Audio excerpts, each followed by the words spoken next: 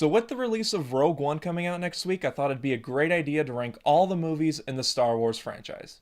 So this list is only going to include episodes 1 through 7. I'm not going to be counting the Clone Wars or the Clone Wars TV show or the Rebels TV show. This is strictly for all the 7 movies that have been released in theaters. And of course, this list is just my personal opinion. You guys may have other opinions on these movies, that's perfectly fine. We're all entitled to our own opinions. Welcome to the internet. So without further ado, let's jump right into this.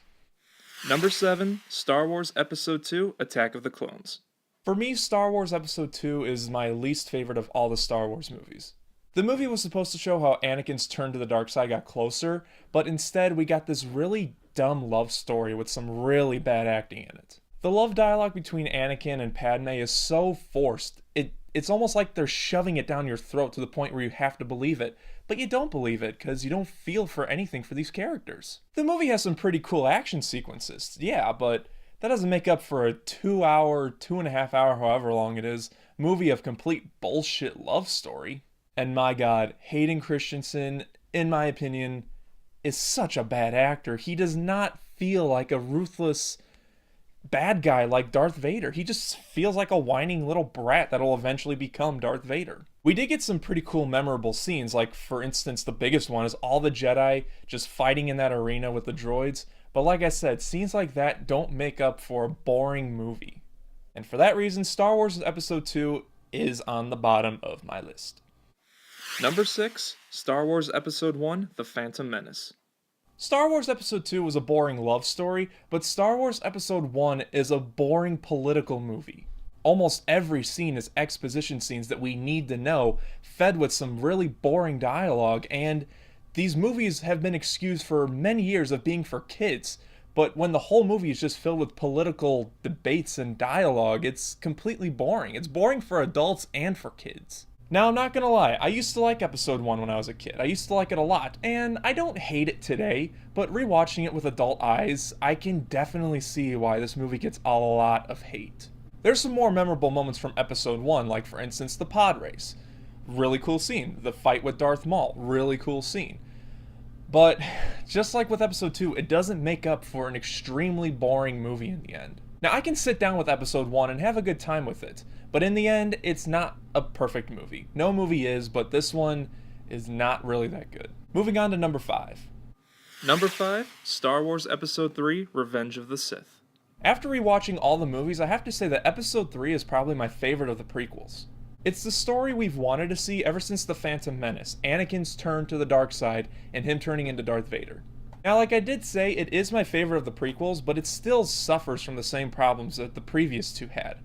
Boring, political, and romantic dialogue. Hayden Christensen, not a good actor, and he shows it even more in this movie. Now, aside from Hayden Christensen, the movie is pretty good. The CGI is much better than the previous two movies, and the action scenes are handled much better, although at times it does feel flashy and in your face. The lightsaber fight between Obi-Wan and Anakin is probably the most flashiest lightsaber fight that we've gotten in the Star Wars movies, and while I do like that scene, it does feel like it drags a lot sometimes, and it's too choreographed, you know? In the end, aside from all the problems I have with Episode 3, it's by far the best of the prequels. Number 4, Star Wars Return of the Jedi. Now we get into the Star Wars movies that I really love. However, Episode 6, I have to say, is my least favorite of the original trilogy, but I still really love the movie. You gotta think, Episode 5 ended on a really big cliffhanger, and it was hard to continue after that. So, with Episode 6, I feel like they did a good job tying everything together and making the Star Wars saga come to an end. I can get past the really annoying Ewoks and that really annoying song at Jabba's palace, because the movie overall is a very good movie. It's emotional when it gets down to father and son at the end of the movie, and you can't help but feel a warm, fuzzy feeling inside at the end of the movie. At least I do. Okay, we're down to the last 3, so let's just get right into it. Number 3, Star Wars Episode 7, The Force Awakens. I've never felt more of an anticipation for a movie than when I did for The Force Awakens. This movie was a big surprise. It did a really good job blending in the new characters with the old characters, and it was tons better than the prequels. Now, a lot of people complain that Episode 7 is really similar to Episode 4, and while I do kind of agree with that, that doesn't mean it's a bad movie. It's following a certain formula formula that the other Star Wars movies pay tribute to. It doesn't mean it's copying off of Episode 4, although J.J. Abrams has said that Episode 4 is his favorite, but that doesn't mean it's a bad movie. One thing that I had in mind with the movie was how are they going to tie in 7 to 6? How are they going to continue after that? Because the Empire had been destroyed at the end of Episode 6. And it did a really good job doing that. Seeing The Force Awakens opening night in theaters with a packed crowd is a movie experience I'll never forget.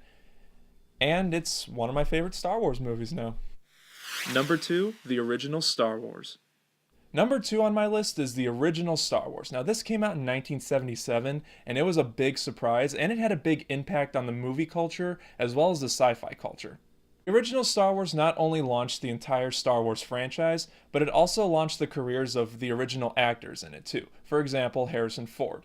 He wouldn't be Indiana Jones without Star Wars, and Mark Hamill would not be the voice of the Joker without Star Wars.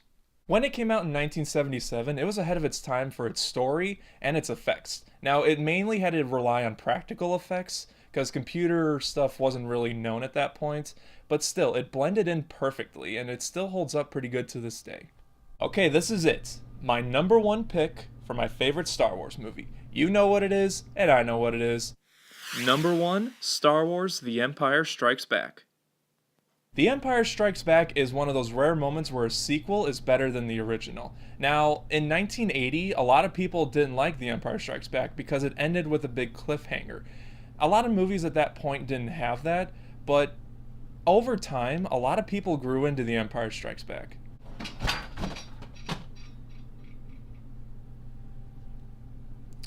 My things fell.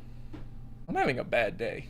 Anyway, The Empire Strikes Back still remains timeless to this day because of the characters and how they developed more from the past movie. Now, we saw that Han Solo was kind of that asshole, lovable character, but he grew in more and became more likable. Luke Skywalker's no longer whiny. Actually, no, he still kind of is whiny, but he grew more when he started learning more about the Force. Tie in a really cute Yoda puppet and a twist ending you'll never forget, and you have the best Star Wars movie of the entire franchise. So those are my opinions on the original Star Wars movies. Stay tuned for next week because I'm going to be seeing Rogue One Thursday night. I should have that video up probably late Thursday night, early Friday morning. We'll see. If you like this video, don't forget to subscribe, and I'll see you guys next time.